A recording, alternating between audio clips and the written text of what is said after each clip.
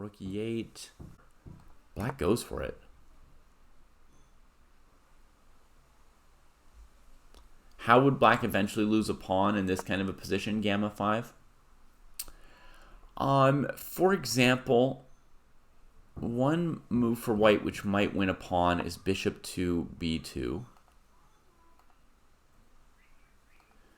And the idea is that even against b6, you play bishop takes f6, attacking g7, pawn takes, knight e4, and white's up a pawn. That's one pretty plausible line. I actually think against bishop b2, black would probably castle, but it allows the same pawn capture for white. So that's a specific line that I had noticed earlier when looking at this position, but that's actually separate from my instinct. My instinct was telling me that white should be more or less winning a pawn here because black's position is so much, because it's such a problem for black with the rook on h8. Like the contortions that you have to go through in a position like this, even if white just retreated the knight and let you play b6, right? The contortions you're going to have to go through as black to develop the rook, I just have an instinct that white should be able to win a pawn during the time that black is uncontorting themselves. It's a general instinct, and those general instincts are sometimes wrong, right? It's like an evaluation guidepost, right? Sometimes you have a sense like, I should have a checkmating attack, or I should have an attack strong enough that my opponent can escape but has to make a concession. Or I have an attack strong enough that if my opponent plays well, they can actually defend it. But at least my attack is strong enough, it makes them find some hard-to-find moves. You know, you've got a different sense of how good or bad your position is. I instinctively thought that white should be able to win a pawn before black gets the rook on h8 into the game because it looks so challenging to do so. And how that manifests, you know, can be different things. You know, it could be the move f3 comes in at some point, opening up some part of the game. You know, you struggle to keep control of squares for this knight. I don't know, there's different ways it could go. Bishop b2 is definitely a possible other area that white can get at you. So that's a specific line as well. A pawn advantage is good enough to be winning, claims Mickelwald. In my own experience, a pawn advantage is only something like a 50% chance to be winning. Wow, Jay goes for a very direct trade here with bishop b5. We're catching back up with the game. You guys see how castling costs black a pawn, right? The bishop couldn't stop castling for a moment, but after pawn takes pawn, the rook's attacked. Black saves the rook. And white is now ahead by a pawn. Goes straight for this trade here, which is curious. Then lands the knight on c5 to protect the pawn. This move could have been played without the bishop trade as well, I think was an option. Black's bishop dodges. And so, yeah, so we've got white up a pawn. And I would say it's not guaranteed that it's winning. It's kind of 50-50.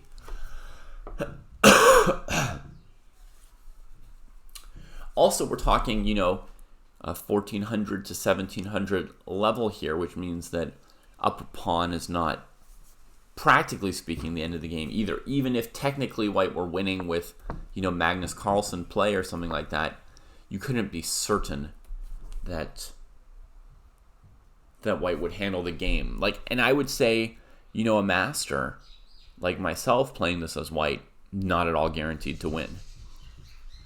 You know, somewhere around a 40 to 50% chance. Would it be more winning without queens on the board? Depends which pieces are left, Mickelwald.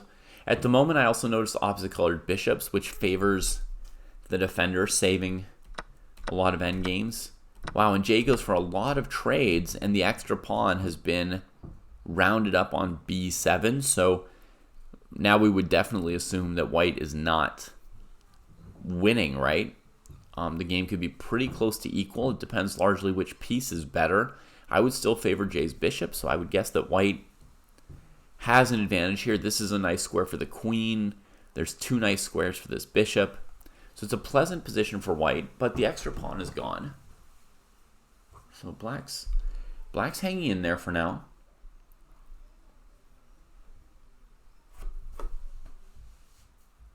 Congrats, chessman. Or my condolences if you're upset about it and didn't mean to win.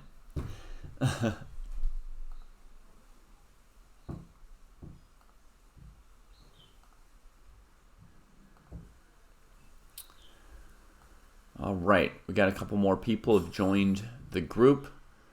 Good to see that Slippery Slope and Blazing Dynamo were able to get in and play. And they've still got their game going over here. Oh, because they've got a very complicated opening going on. Black has won a pawn on e4 before castling.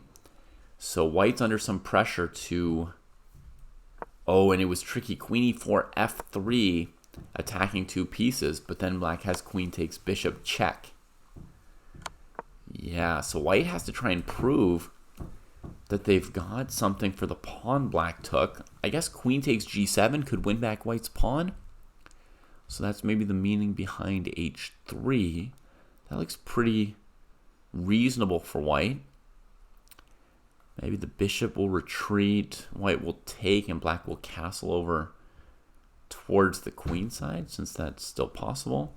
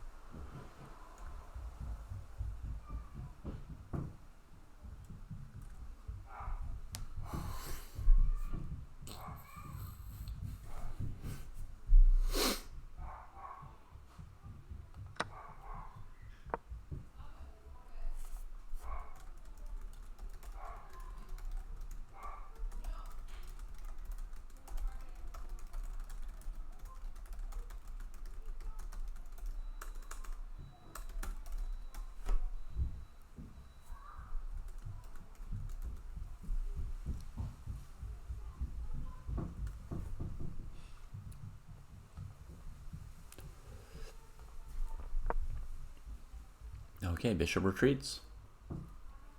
Yeah, rook g8 is definitely going to be scary, Carnicero. Makes one wonder how much one wants the pawn back, right? And developing looks pleasant, getting a tempo on the queen, but after the queen drops back to g6, you pretty much know that you're going to be down a pawn for the foreseeable future, right? So that's a big moment for white.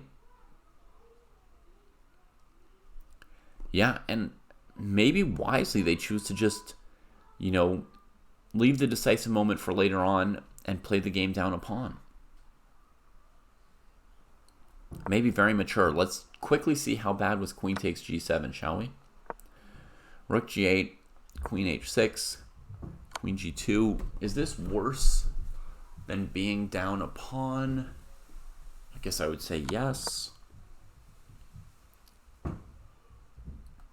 Say we try some kind of counterattacking move.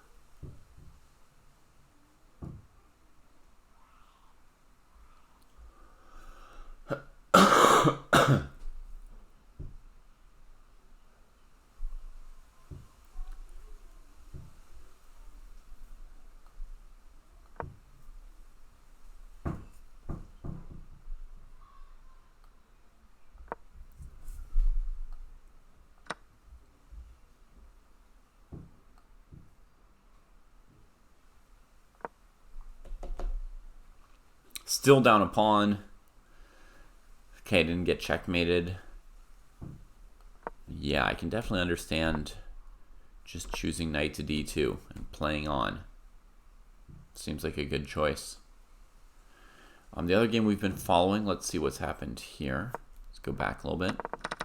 So we saw it right after black regained their pawn. Queen a6, interesting move. And will black grab the pawn on a2? They will.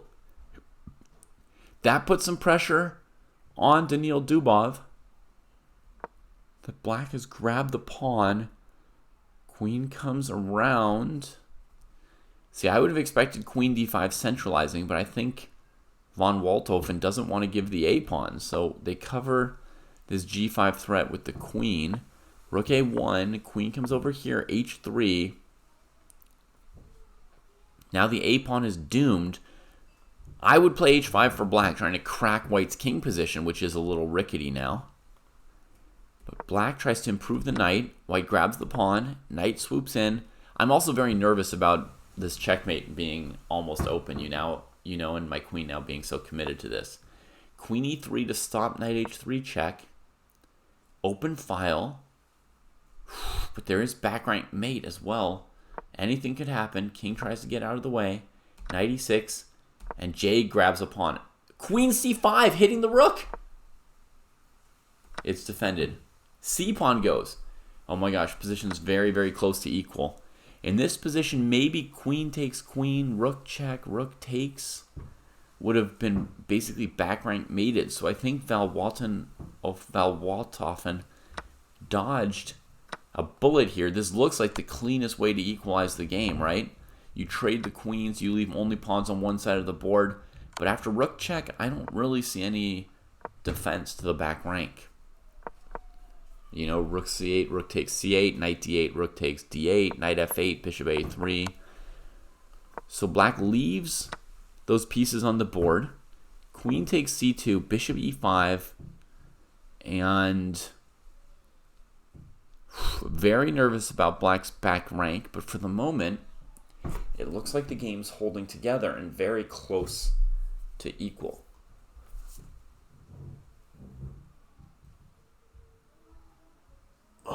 Just a little morning stretch. Hey, thinker teacher. In general, things are going very well for me. How about you? There we go. Some back rank mate protection, aka Luft, for von Waldhofen. So that reduces my anxiety right away.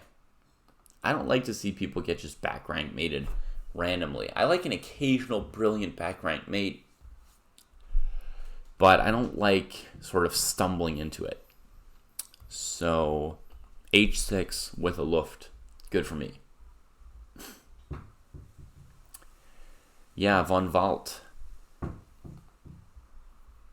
Or Fun Walt, yeah. Doing all right now. At some point, you're going to want to inch the queen closer to the king, maybe. Lots of options for black. Now that the king can't be back rank mated, it means you can use your rook. So that adds a lot of options, right? Before we had 2 pieces to use, now we have 3. I'll be right back. Just a second.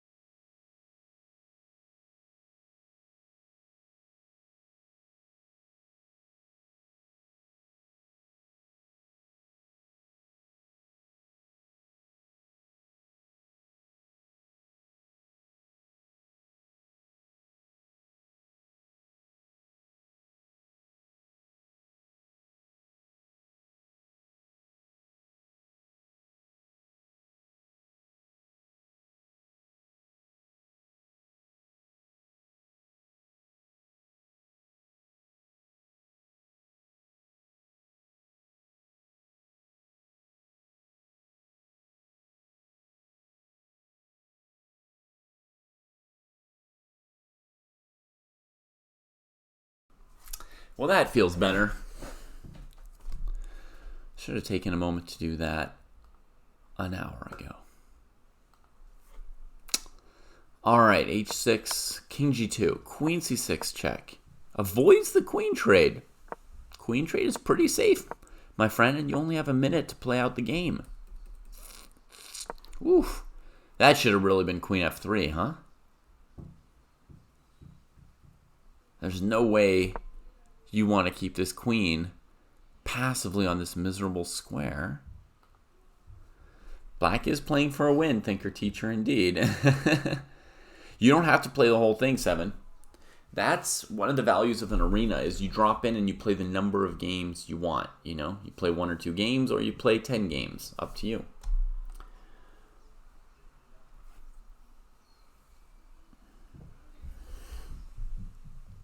Hey, Santo Sud.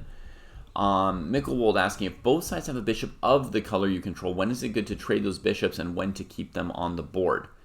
Like, you control that color complex with your pawns already, Mickelwold? And you're wondering if you want to trade your bishop for their bishop that defends the squares that you already have some edge on?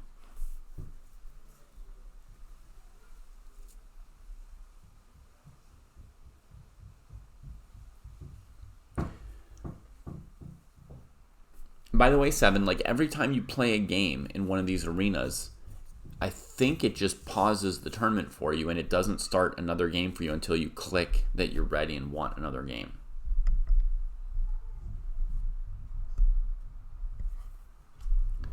Oh, it's a student of yours, thinker teacher. Aha. So you want to see him playing for the win in this situation.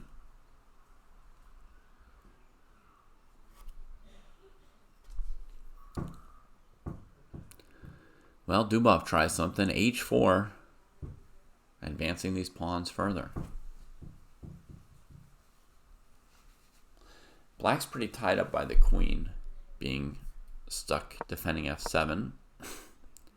Goes for the active rook. Queen c6 check coming out. If the pass is any indication, white might play queen f3. We'll see. Solid chess, not drawing chess. Yeah, well, trading queens is solid. Okay, now king g3, very, very risky. So now black's got options like rook d1, going to g1, and options like queen d5, threatening rook d3. Two very scary possibilities from white's perspective. Rook goes to d1, and white's immediately in danger. Plays f3. That's a good move for now. Yeah, that reduces the danger quite a bit. Nice find by Daniil so quickly, 10 seconds. Finding f3 to keep the king defended for now. Val Waldhofen very low on time.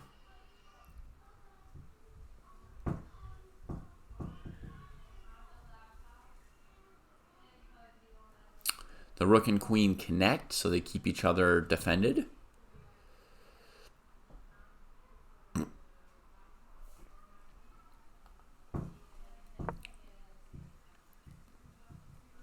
And white's pawns keep coming. Now that pawn, black can probably just capture. HG, HG, knight g5, and if queen g5 at the end, rook g1 wins the queen. We get queen c5. The queen trade that black avoided for so long, it happens now. Rook takes attacks the bishop, and g-pawn might be hanging here. White plays f4. Black can maybe win a pawn by taking twice on g5 right here. It's worth calculating with your last 20 seconds. I mean, don't use all 20 seconds on it, but, you know, use maybe 3 or 4 of your 20 seconds on it. I guess you get 10 seconds per move, so you can spend 10 seconds looking at knight takes g5 here if you want. Chooses not to go for it. I'm pretty sure it worked.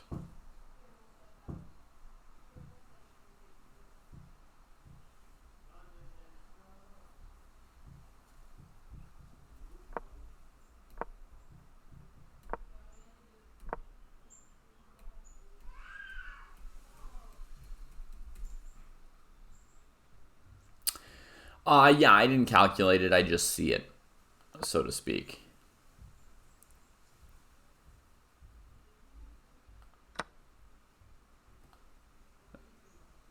This g5 pawn hanging with the rook g1 check on the queen is something I just see. This one here I had to calculate one line thinker teacher, which is this move. Bishop d4. I don't really have to calculate bishop g7 check knight e4 so much. Maybe I should have calculated it more. But this bishop d4, rook c4, and black keeps the extra pawn. In theory, the game's a draw whether or not you win a pawn, right? But it's always better to be the person who's up a pawn. Ooh, the rook trade allows the black king out. This is slightly risky for white.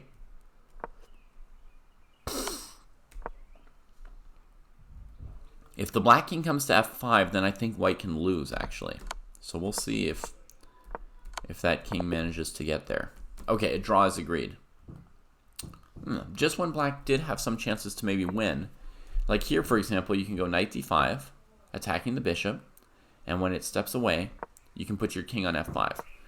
Once your king's on f5, you can maneuver the knight around to a square like e6 or something, and you start pressuring these pawns. You might be able to win this pawn eventually. There's a small chance of it. So there's a tiny chance here at the very end that black could find some option to grind this out. But okay, good game to both players, long and hard fought. And now let's go to the 1700 plus group and watch a game of theirs.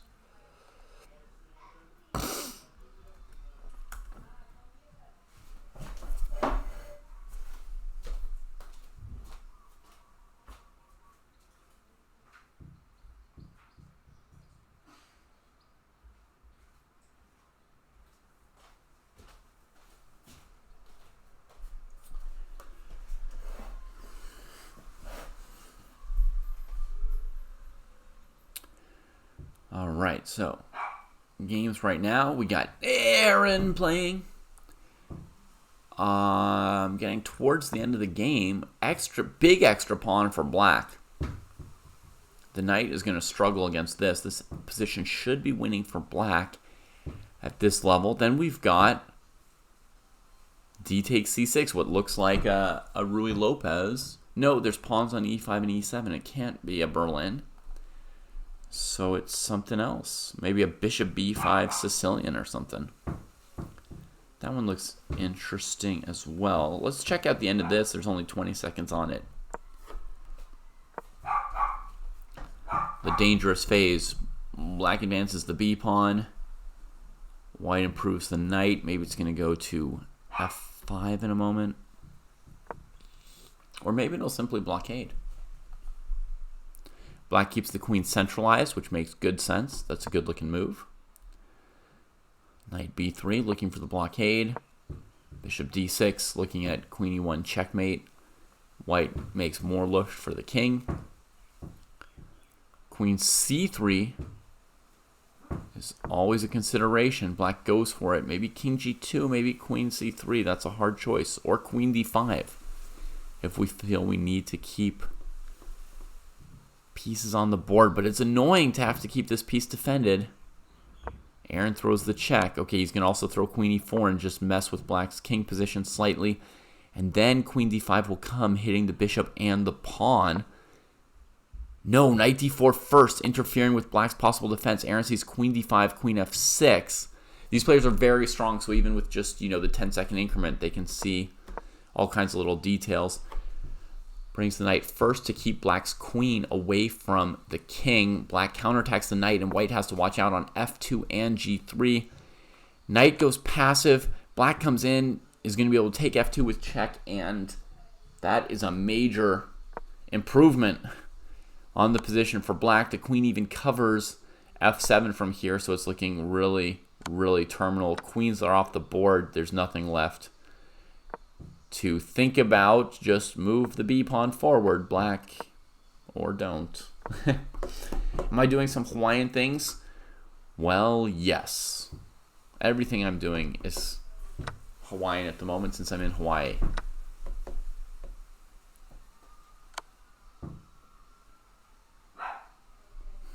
Baturinka not flexing the B pawn just yet. And here, yeah, here the knight has time to get around and cover this blockade square again. The pawn could have gone all the way to B2 many, many moves ago, which would have put white's knight on a really short leash. It should always be winning eventually, you know, this bishop with 2 extra pawns.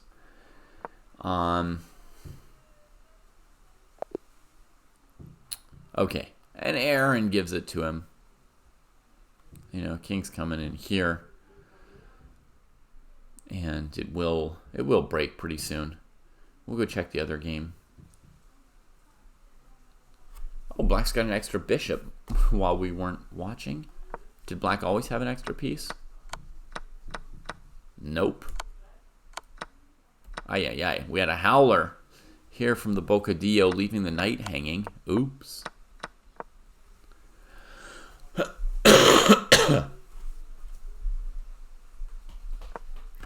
My FIDE rating is now somewhere in the 2300s, Yasser. I know to be an IM, you're supposed to be 2400. I was 2400. Then there was a mix of rating deflation and me having kids and not training seriously, or not playing or training very seriously anymore.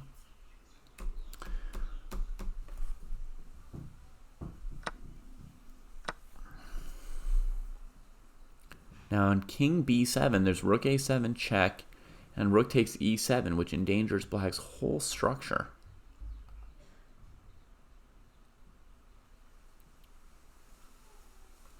Maybe here. It looks horrible. Doesn't seem right. This is definitely a move I would stop and think about from black's side, despite the extra bishop. And normally I'm pretty confident with an extra bishop. No. I'm not waiting for any rating bonuses. Not really worrying about ratings either.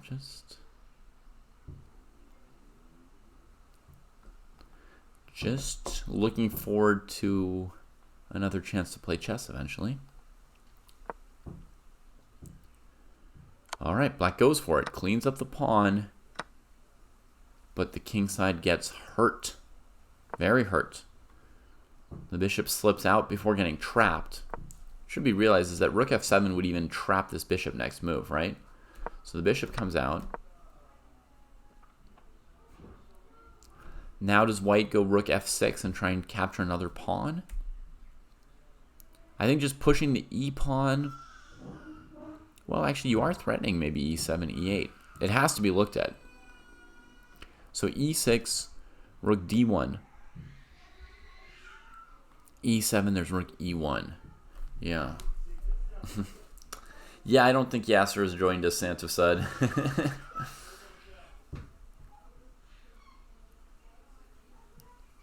e6 isn't terrible either. Rook d1, you could then go rook f6. You know, the rook gets behind you and you take. White does push it. Okay.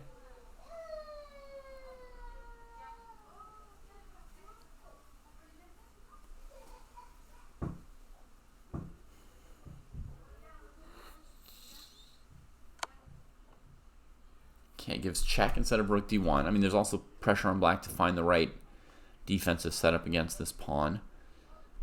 So the idea is to put the king on the e file. Check, king e3, and then rook d1 maybe, so you can always come here with check. And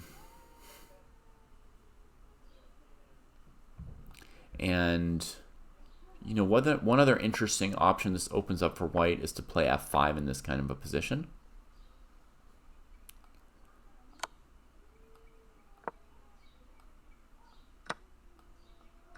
With the idea of then pushing the g pawn as well. Yeah, I caught that, Sando said. Or David, should I say. I caught that. Okay, in the game, king e2 gets played.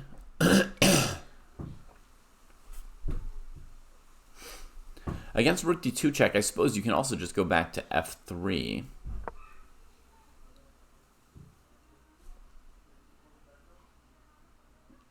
Rook here. It's got check, so we can't push e7 yet. I would advocate for king f3, even though I know king e3 is tempting. People like to attack their opponent's pieces. But king e3, rook d1, and you're on the e file, which is inferior.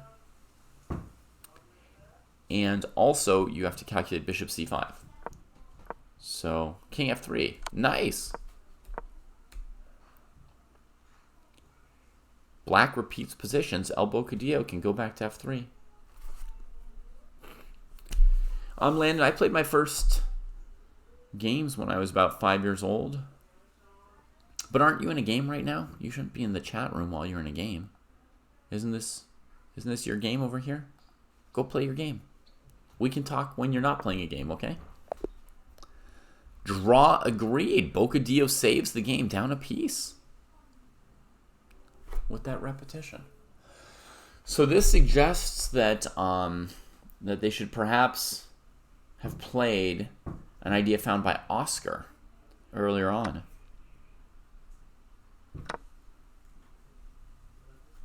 Yeah, don't worry about your rating, Oscar. You're a good chess player. Oscar saying maybe black should have started with bishop f8 way back here to cover this pawn. Ah, but there was rook a8 check back then, right?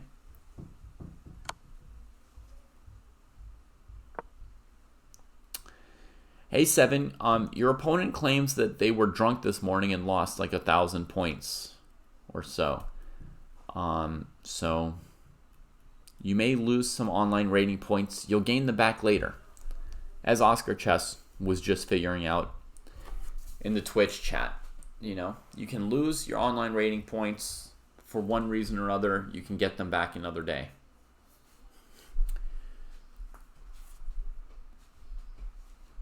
Let the points come and go.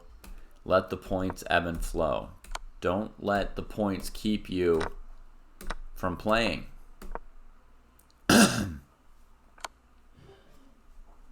So this was actually not easy to win, was it?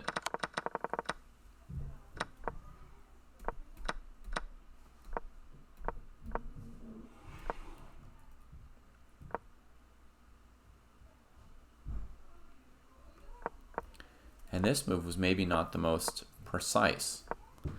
An easier move for black at this point would have been king c7, preventing rook b6. As far as technique, that would have made things a lot easier. You defend the c6 pawn, you defend the b6 square, and then you could maybe go rook d5 or rook b8 or rook a8 to try and start cleaning things up. Or you could first go bishop f8, e6, get your bishop into the game, and then start trying to win the pawn.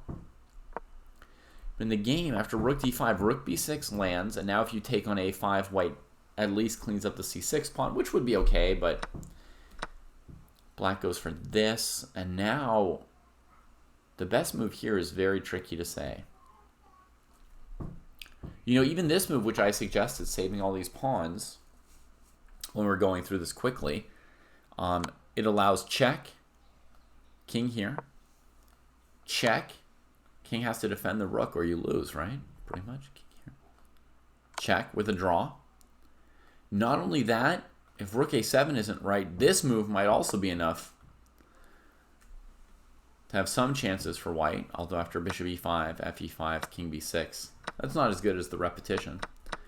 So, yeah, this was strangely not easy to find the right move after the pawn came to b6 here.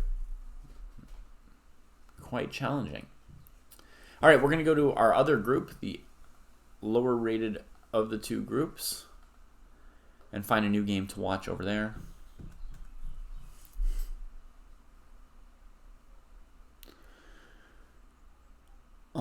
Slippery Slope, sure. Let's check it out. We've got 14 players now, wow. And a bunch of games going on.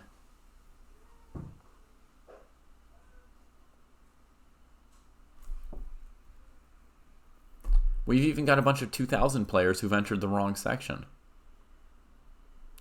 People can't read, huh?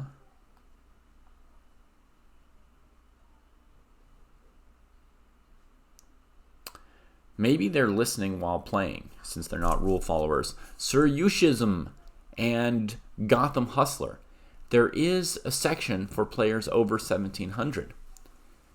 So when you get a chance, leave the under 1700 section and go join the 1700 plus section, where there's a bunch of other players around your level who you can have really great games with.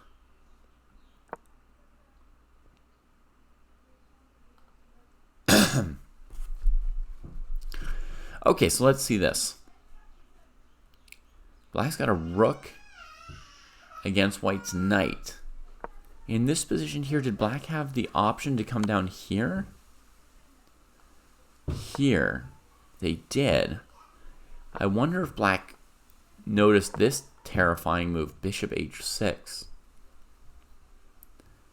They did think for a while, and rook e1 is very, very tempting.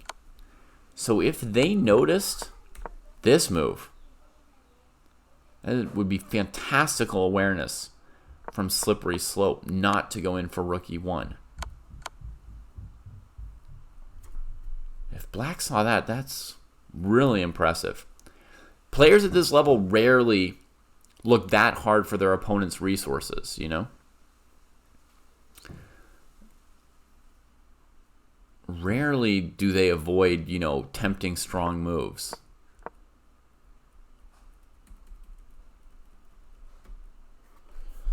So, alright, so black backs off with the bishop. White develops the knight towards the king side and stops rook e1. Black has a rook against a knight. Plays d5, getting some more development with this tempo on the queen. They'll deal with saving the rook next move, hopefully. Queen moves. And now, you know, something like bishop d7 or rook e6 would be two very viable ways of saving the rook on e8, which is attacked right now. Sometimes when you use a fancy move like d5 attacking your opponent, you forget about your rook on e8, and then you slip up and you don't save it on the next move. You kind of forget about it in all the action. With everything you have to think about. Now, c6 is a safe move as well for protecting the rook. And even b5 could be considered a safe move to protect the rook. What I like about the first two moves I suggested is that they're both moves which are kind of directly improving black's pieces a little bit, you know? They're trying to make forward progress with black's development. Especially the move bishop d7 seems very, very desirable from that perspective. Okay, black plays a move very similar to rook e6. They play rook e4, leaving the bishop open compared to rook e6 maybe. Could still go to g4 in some cases, kind of like rook g6. So, perfectly nice move here from Slippery Slope. And of course, the key was to not leave the rook hanging. Any move that didn't hang that rook was going to be a pretty good sign.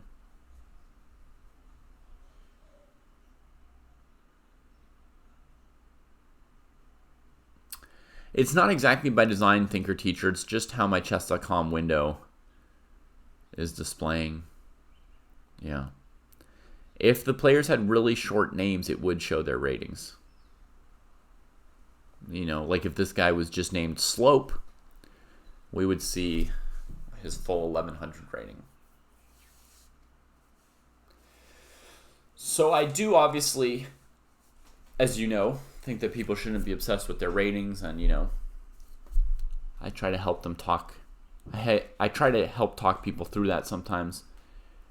But no, I haven't like made an effort to black out the ratings or anything like that.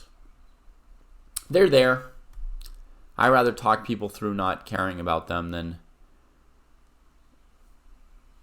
than blatantly hide them, although I do, you know, hide the eval bar and all that instead of showing it and then complaining about it, But that's different, you know. Once you see the eval bar, you can't unsee it.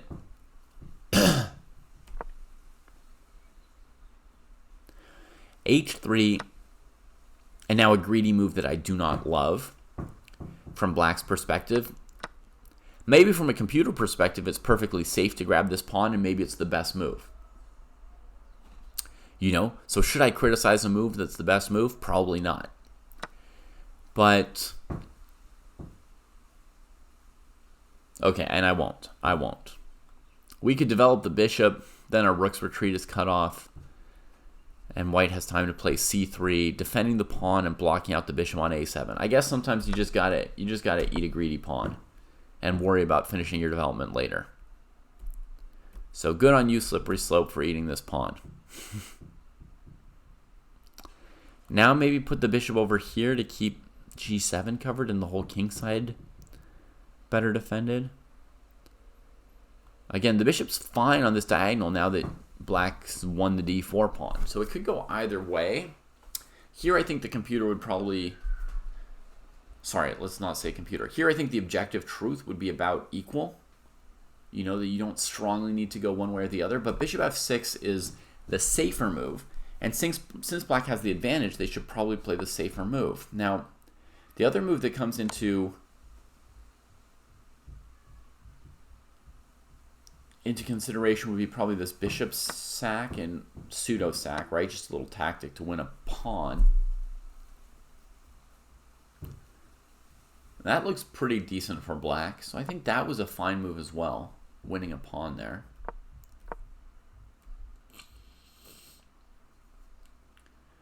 So now the rook's going to be forced back. The h3 move, which was a very nice move by von Walt.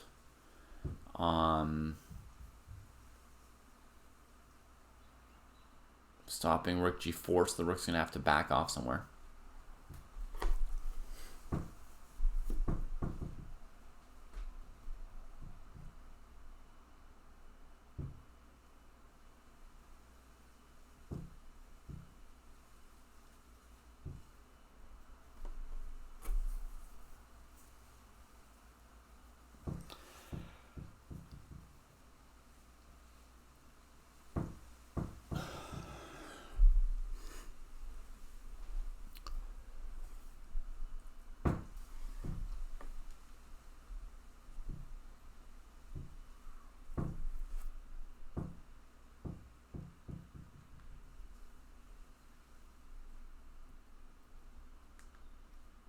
It suddenly got very quiet in the house, as if the kids went off to the beach. But it's very hard to organize them that fast. I would be surprised. Are they just being naturally quiet? That would be so weird.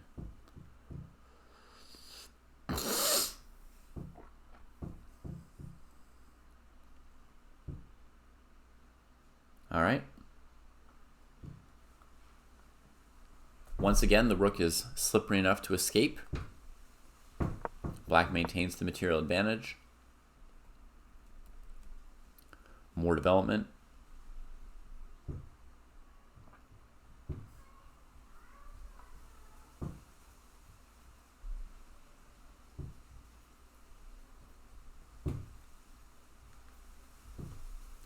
All right, Thinker Teacher asking, are there any other chess revolutions in the near future?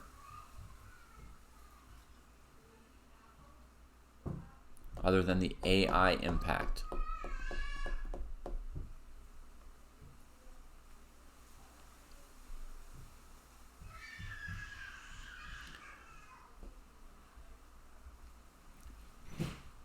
I think that...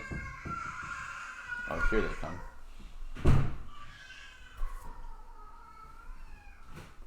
Hi. You want this? No.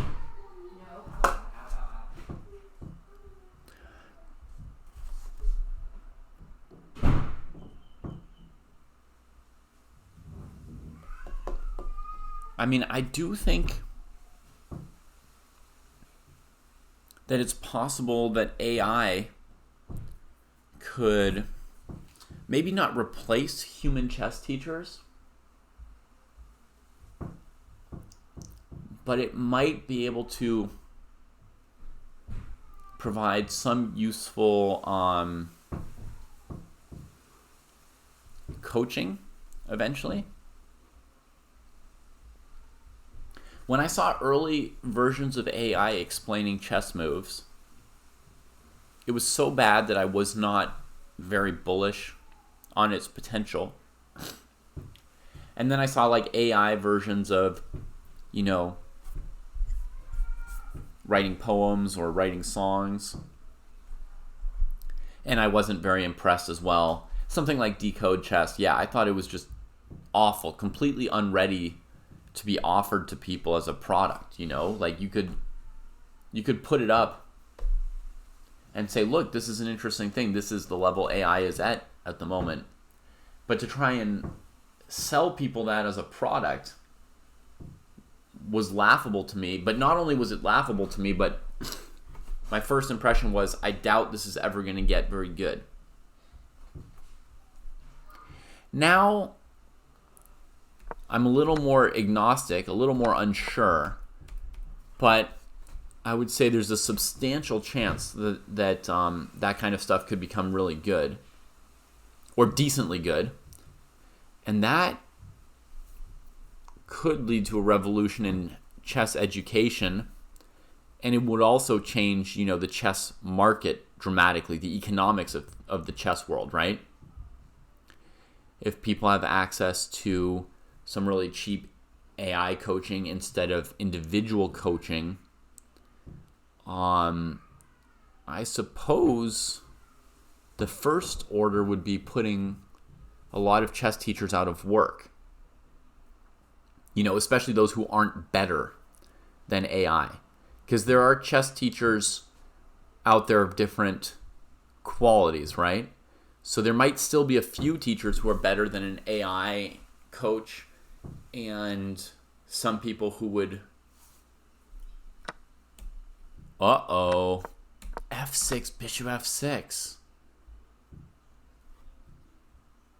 Well, white is back in the game.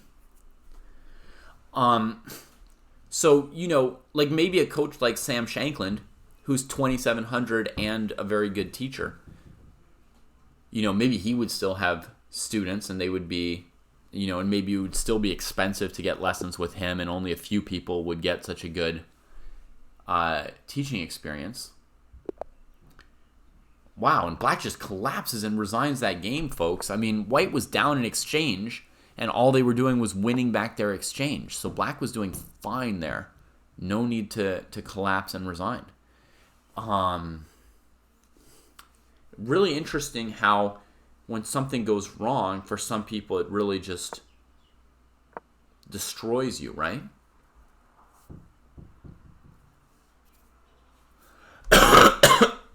Oh, excuse me. Here, Taylor, that exclam play command only works on Twitch, not YouTube. So there's a link for you. 1 second.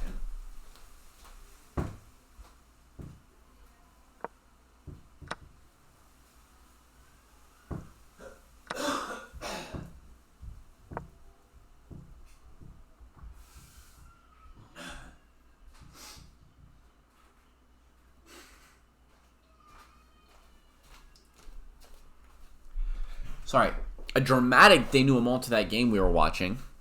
But Taylor, you're very much welcome and invited to come play with the others here if you like. Let's go back to this for a second and see how fast this happened, you know?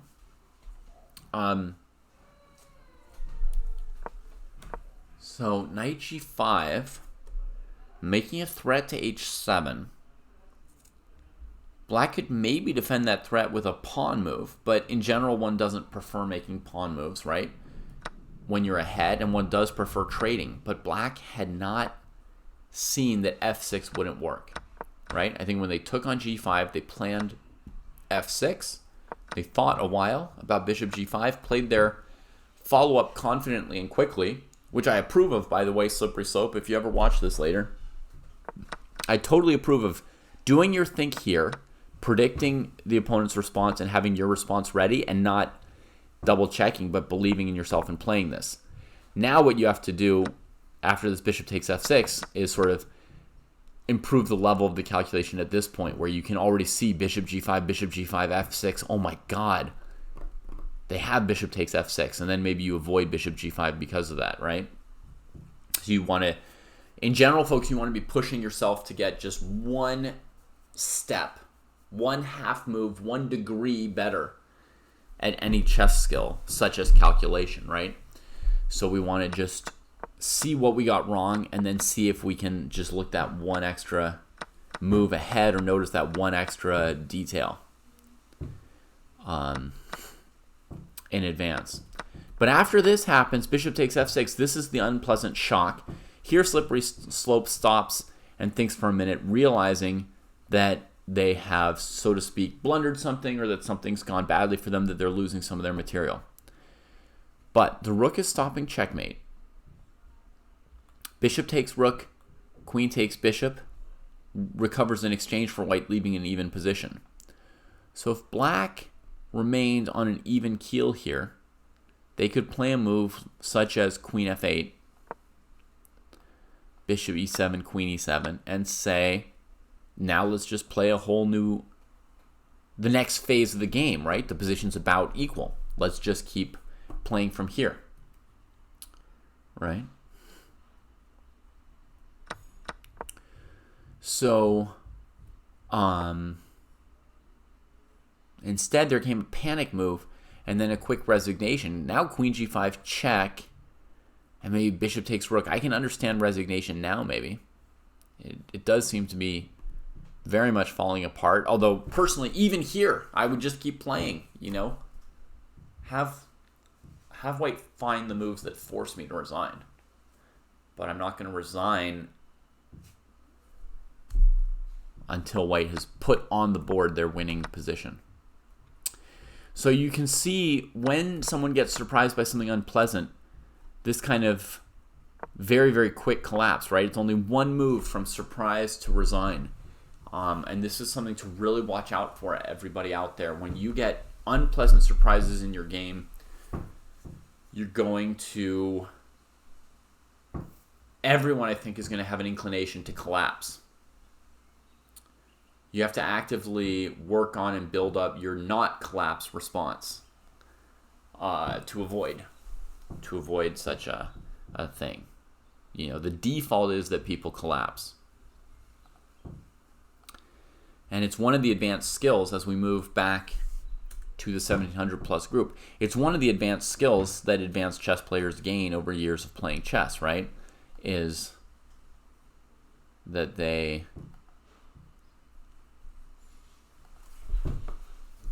get better and better at recovering from negative surprises. Here's an interesting position in front of us. I'm going to answer an interesting question from chat, so we're just going to have this running for a little bit. But here, black has a rook and bishop pair against a queen and knight, plus a center pawn. So it's pretty close to equal materially.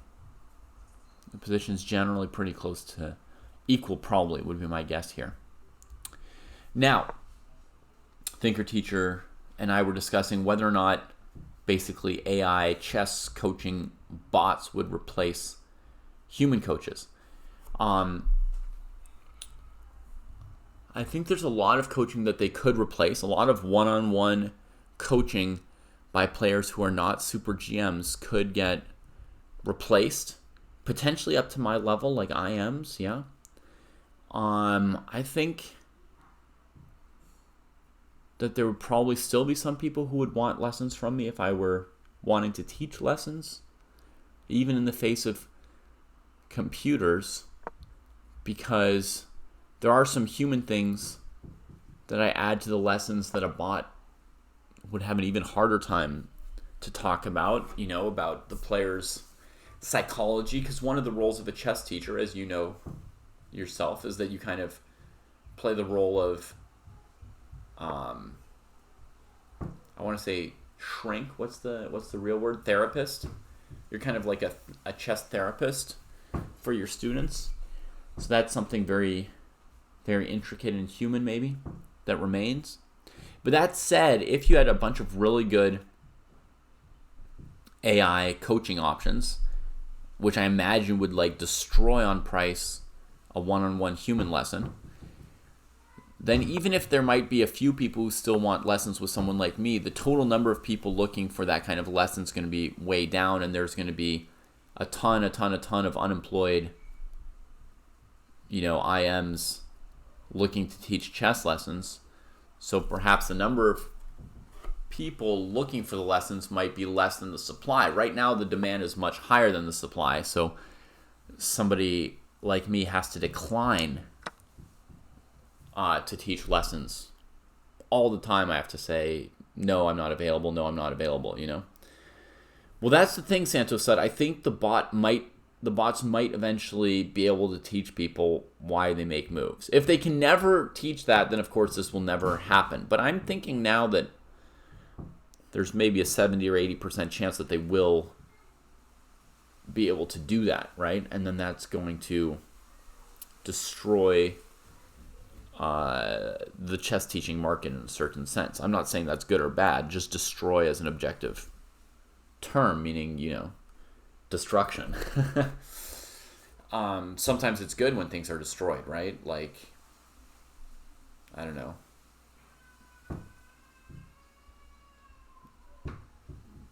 A system of slavery and apartheid or something like that.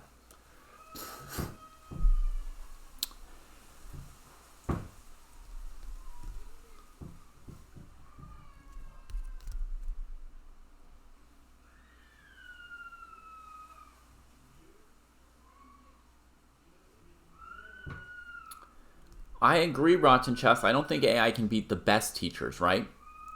But they might be able to beat the bottom 70 or 80 or even 90% of teachers, because there's a lot of chess teachers out there who are either not great at chess or not great at teaching, right? It's hard to be really good at both of those. And basically there's not a sufficient supply of top chess teachers. So people who are not top chess teachers are also employed as chess teachers. Another kind of chess teacher that I think would probably continue would be like the chess in the schools type teaching, right? There you don't really need a bot that explains moves. You just need a nice, friendly role model who's good with kids. Somebody who goes into a classroom and gets a bunch of kids excited about chess. And there it doesn't, you're not even talking about are you 2,000 at chess or 1,800 or 1,200 or 2,600, right? There's a lot of players rated 1,200 who are teaching chess in the schools and inspiring kids in a way that, a brilliant chess AI thing wouldn't be able to do. So I think that's another thing that we would still need would be humans to go in and teach the kids.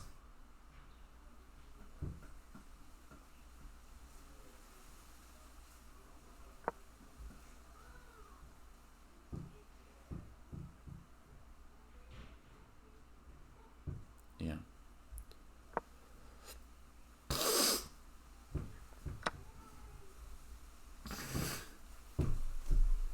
There goes White's center pawn. White's struggling to find good targets for the queen. Grabs one here. The queen, to be really useful, needs just some weak, undefended spots, But White's having a hard time finding weaknesses in Black's camp here. Things to attack. Now Black's got two pawns. But the rook needs to be supported, or does it go here? Whoops. That was me.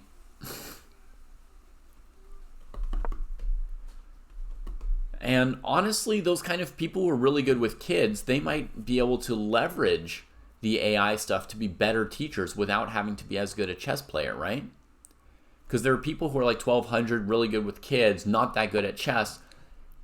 In a sense, they're teaching chess really badly, right? Like they might tell the kids, you have to move your knights before your bishops or stuff like that because they don't understand like chess principles with any real subtlety, maybe.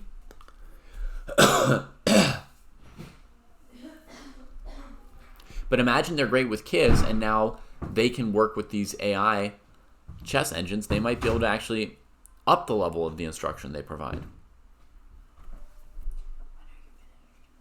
When should I be finished? What works for the family? Well, not Dojo. Leave at 8.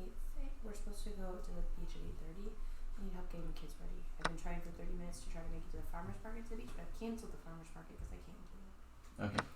So we'll get ready in 15 minutes?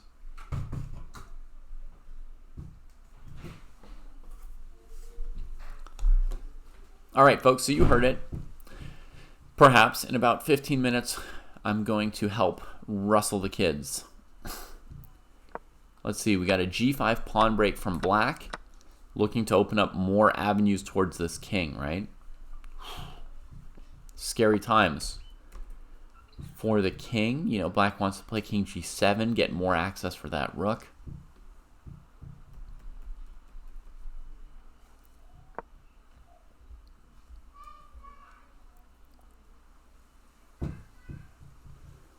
Will it be rustling or wrestling? Maybe some of both. Maybe some wrestling. Maybe some hustling. White prepares maybe king g7, knight f5 check as a trick here to break up the bishop pair. Break up the structure a little bit. Black plays king g7 anyway, introducing rook h8 check, rook h1 mate. So not a lot of time for white to do much here. I guess knight f5, actually, black would have just ignored it, right? Played a move like king f6. A very brave move. And on knight e7, then deliver the checkmate. So it had to be f3. Oof. That's unfortunate. White's under a lot of pressure. Black could play g4 to weaken the cover. Or just improve this bishop first. Oh, I think black's like winning here somehow. By this point.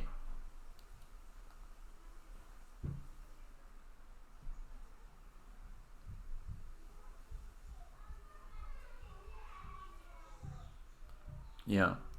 What other revolutions might be coming in the chess world overall?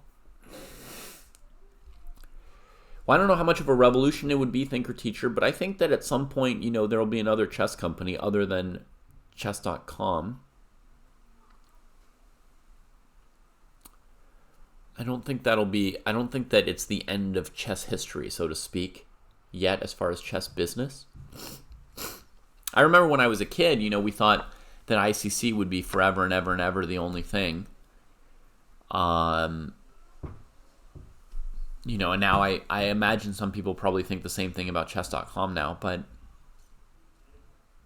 I think there will still be, you know, innovations, perhaps because of this AI stuff that we talked about. Maybe some company other than chess.com will come up with a great AI product and not get bought by chess.com, or you know, maybe Magnus will finally come up with some kind of a chess viewing app that he doesn't lose money on and doesn't sell to chess.com or something. I don't know. But I don't think that is 100% set yet.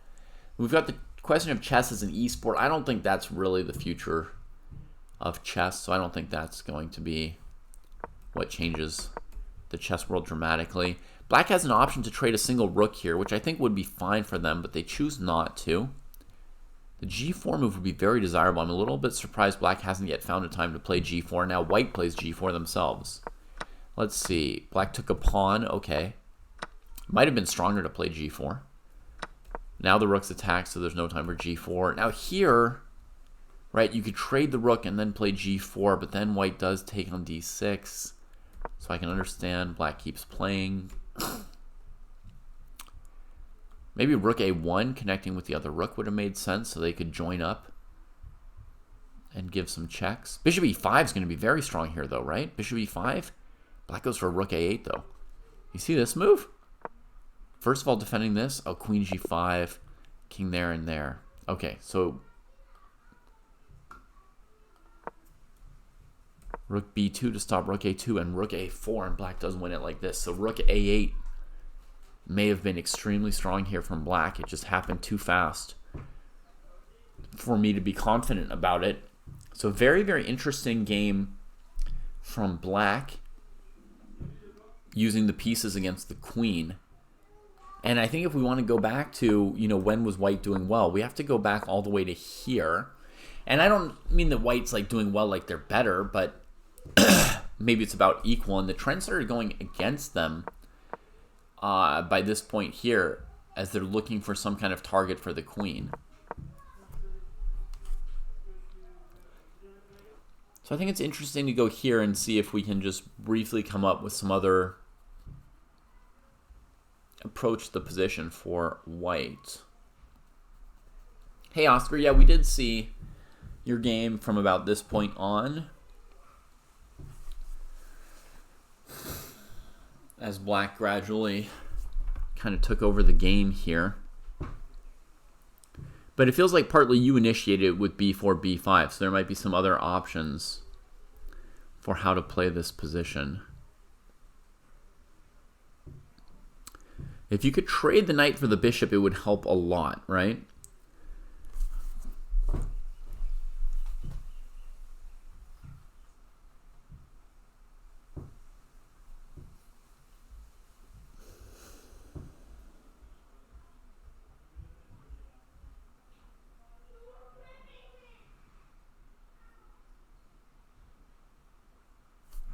b4, the pawn just got attacked again.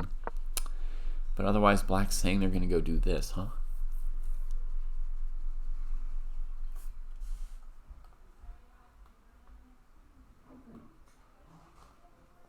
Okay, what if we tried knight f3,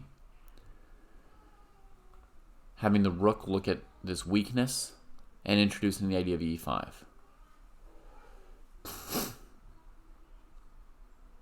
If here, then I would guess we have queen b6. There is rook b5 as well.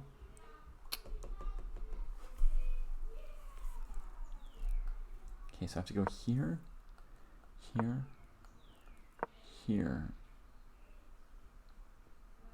I'm trying to win back a pawn here. Chess.com's not letting me do arrows right now. There we go. Arrows are back. But not highlights. Okay, so we come here. Rook d7 here. I don't know if you thought you should be better or equal, but here it looks like maybe you could go back and forth with the rook. And honestly, to me, that seems fine. I don't see any reason to think white would be better here. I see no weaknesses in black's position, and the bishop pair is pretty strong. So let's see if black has something better. Rook b3 from Santo Sud. Going after the knight.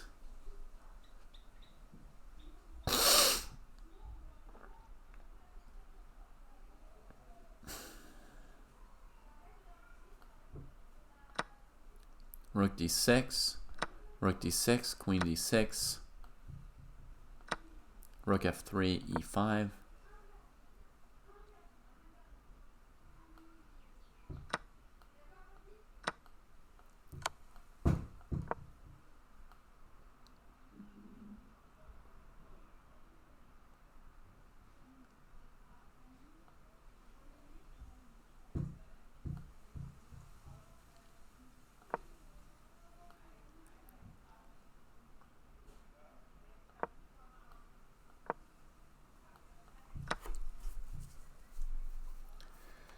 It was definitely risky for white. Great chances of losing. Despite the creative calculation. I was trying to get a draw off of queen b8 check, queen d6 check.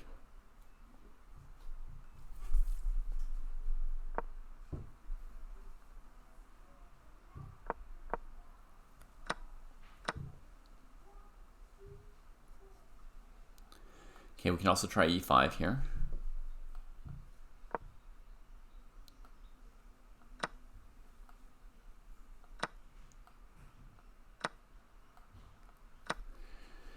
We trade a rook, but it is still that evil bishop pair.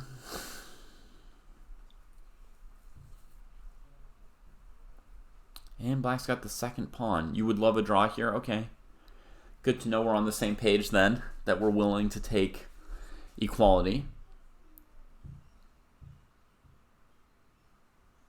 Still looks a little bit better for black with the second pawn. I'm not doing anything good enough to justify allowing rook a5.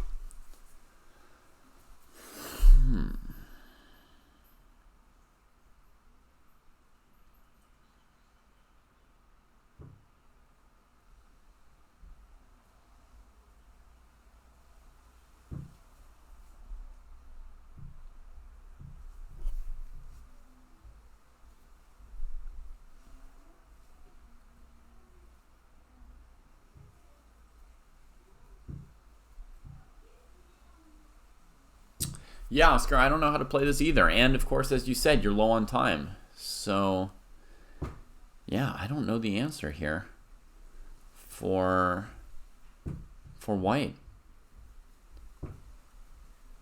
I mean, it seems you're a bit worse. You played b4, right? The rook moved. And then b5. If you play knight f3, there's still rook takes b4, right?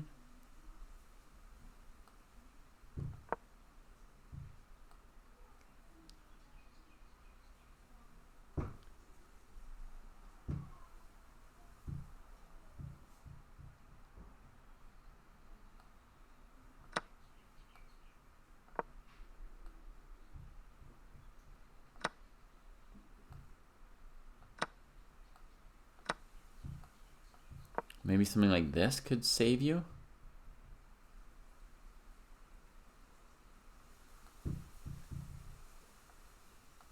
We have one pawn holding the queen side back still.